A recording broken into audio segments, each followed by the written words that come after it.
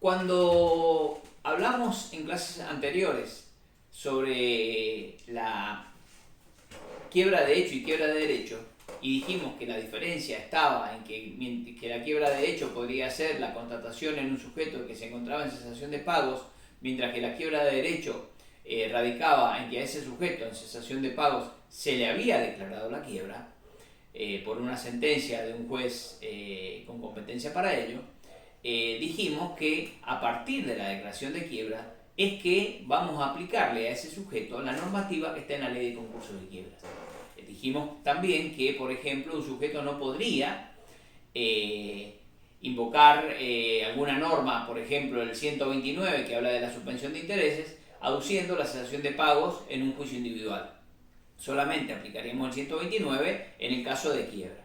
Y así hay varios otros institutos que están conectados, digamos, con la sentencia de quiebra que están en la ley y que solamente se van a aplicar al sujeto cuando se encuentra en quiebra. Bien, una de esas consecuencias de la sentencia de quiebra es aquella que ofrece la ley concursal de la posibilidad de salir a buscar fuera del patrimonio del sujeto fallido los bienes que sean necesarios para poder satisfacer a los acreedores en tanto y en cuanto la masa activa es insuficiente para ello. Ya mencionamos en clases anteriores la extensión de quiebra. La extensión de quiebra que se caracteriza por trasladar, digamos, los efectos de la quiebra a un tercero por alguna de las acciones, digamos, ya sea por su responsabilidad automática del 160 o porque ha incurrido en alguna de las sanciones que establece el 161, y entonces arrastrar a la quiebra todo el patrimonio de este sujeto. En clase anterior también se habló de las acciones de responsabilidad de aquellos administradores, gestores o aquellos sujetos que por acción u omisión han contribuido a la causación de la cesación de pagos o a agravarla en el sujeto, y en consecuencia le vamos a reclamar los daños y perjuicios por esa actividad, por esa acción u omisión en algún caso. También tenemos dentro de este rango las acciones de ineficacia. Las acciones de ineficacia o las acciones de retroacción, como dijimos al comienzo de esta clase, que son aquellas que están reguladas en los artículos 118 y siguientes de la ley concursal. La ineficacia entonces es, como ha sido conceptualizada, todo supuesto en que un acto jurídico es privado de efectos, ya sea total o parcialmente, entre las partes o frente a todos o ciertos terceros. Hay un sentido de ineficacia en sentido genérico, que incluye, por ejemplo, la invalidez o nulidad. Los actos nulos o anulables serían ineficaces en ese sentido. También tendríamos la inexistencia, para quienes consideran que la inexistencia es una categoría dentro de los actos jurídicos. Tendríamos la inoponibilidad, la rescisión, la revocación, la resolución. La resolución significa que cuando una de las partes en un contrato no cumple con sus obligaciones, la otra parte tiene la posibilidad de dar por terminado el contrato y reclamar daños y perjuicios. La rescisión implica el acuerdo de partes que han celebrado un contrato para dejarlo sin efecto, una especie de distracto, digamos. La revocación se ve, por ejemplo, en los actos a título gratuito. Un sujeto que realiza una liberalidad, dadas determinadas condiciones, podría también dejarla sin efecto. Por ejemplo, una donación cuando el donatario es infiel, sería el caso.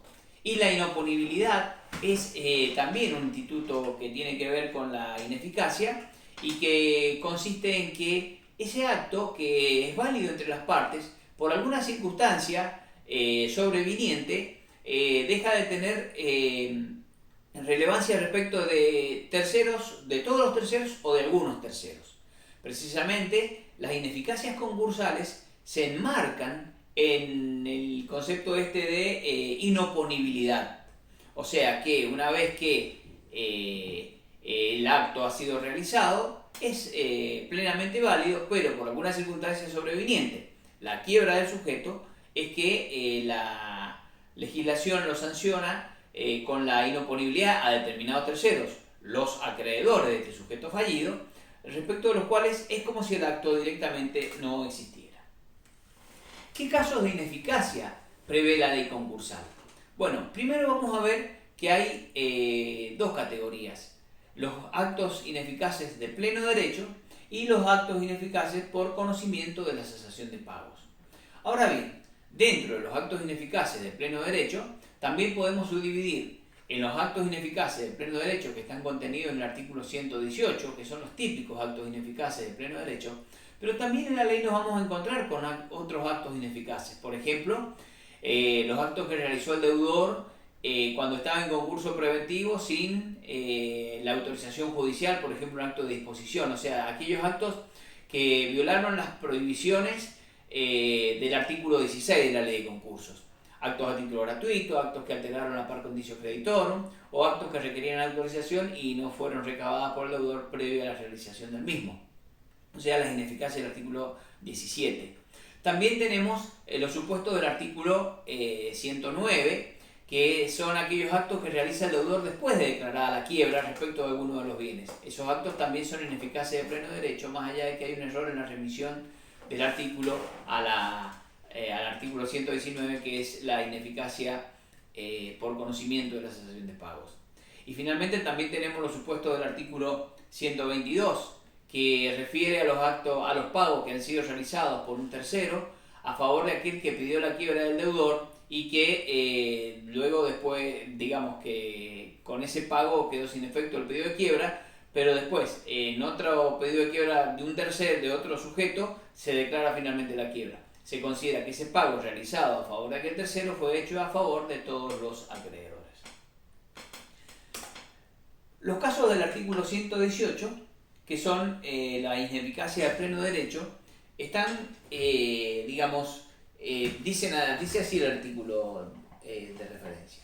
Son ineficaces respecto de los acreedores los actos realizados por el deudor en el periodo de sospecha, que consistan en actos a título gratuito, pago anticipado de deudas cuyo vencimiento según el título debía producirse en el día de la quiebra o con posterioridad, constitución de hipoteca o prenda o cualquier otra preferencia respecto de obligación vencida que originariamente no tenía esa garantía. O sea, actos a título gratuito son aquellas liberalidades que realiza el sujeto sin ninguna contraprestación.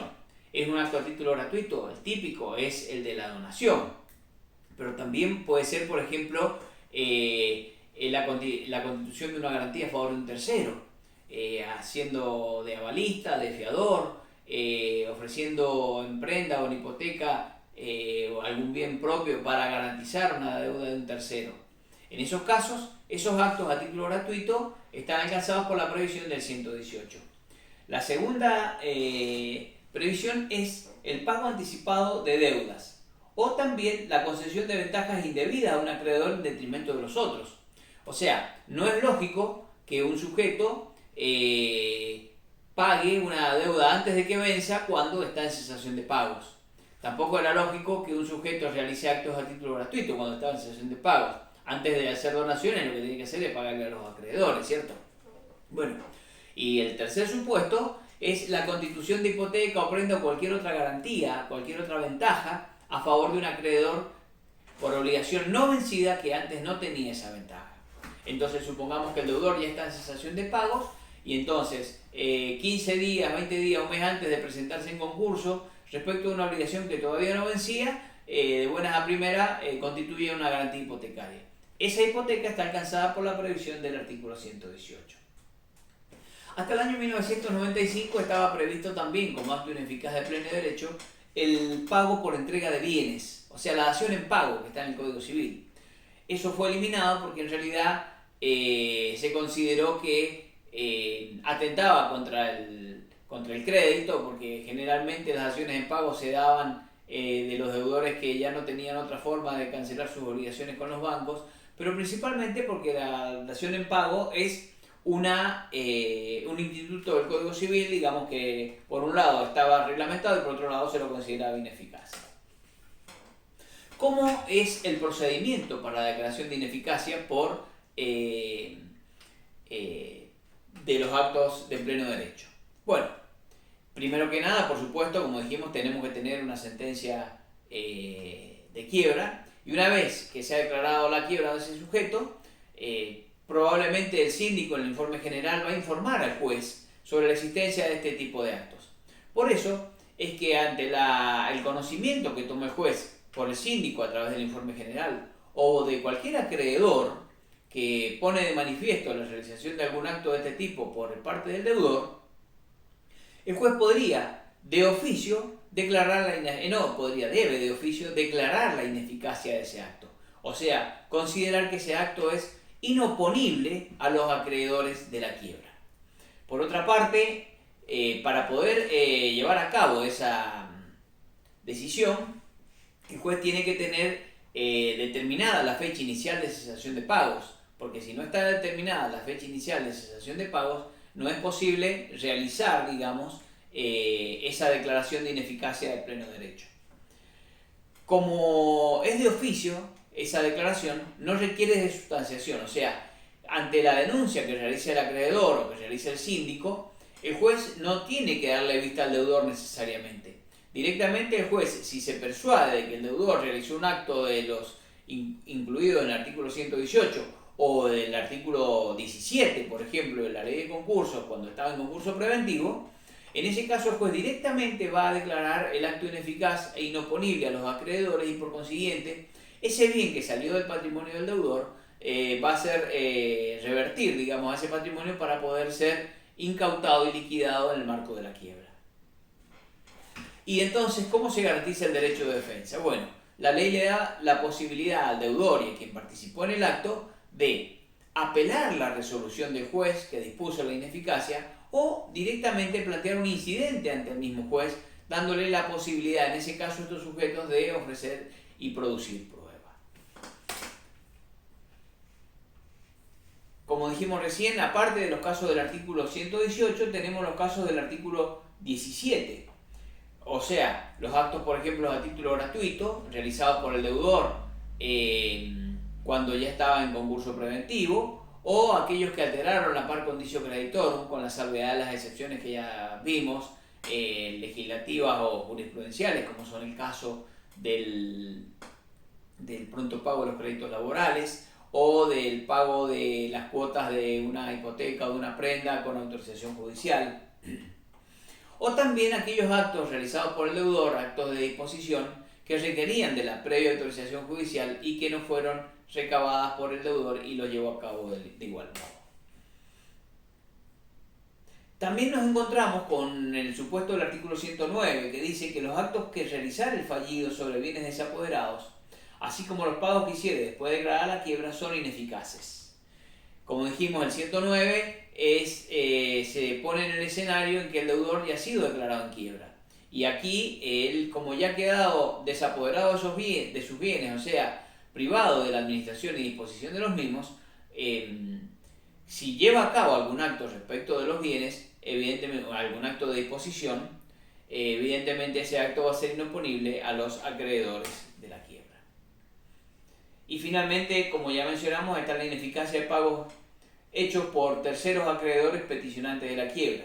O sea, que acá necesitamos primero que haya una quiebra que haya sido peticionada, que no haya sido declarada, donde el acreedor recibió el pago de un tercero no obligado. Porque si el que hizo el pago era, por ejemplo, el codeudor o el fiador, no se va a aplicar esta norma. Si el acreedor recibió el pago del tercero no obligado y después se decreta la quiebra al sujeto, digamos, al que primeramente le había pedido la quiebra este acreedor, ese acto se considera también ineficaz y se considera realizado en favor de todos los acreedores del deudor concursado.